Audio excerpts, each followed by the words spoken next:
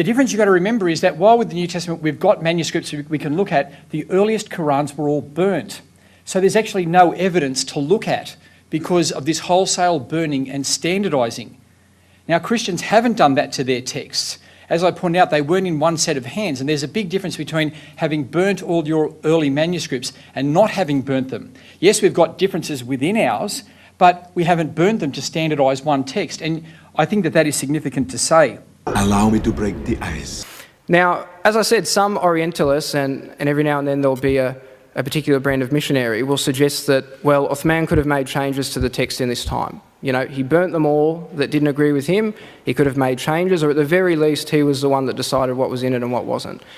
If there were dramatically different Qur'ans to what we have today, if there are even Qur'ans that are only slightly different from what we have today, we would actually have at least one or two considerable variant manuscripts. Now, the idea that Uthman collected every single manuscript or page of the Qur'an that existed in his time as president and burnt them all if they didn't agree with him is just pure fantasy. You know, to now, in the modern day, collect every copy of a single book between Morocco and China would be impossible, let alone to do it in about a 12-month period when immediately after there's a rebellion starting in your nation, a rebellion that eventually would kill Uthman only a few years later. Okay, so the idea that he could have done any of that stuff is just absolutely non-rational.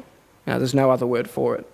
إنه لقرآن كريم في كتاب مكنون لا يمسه إلا المطهرون تنزيل من رب العالمين أفبهذا الحديث أنتم مدهنون وتجعلون رزقكم أنكم تكذبون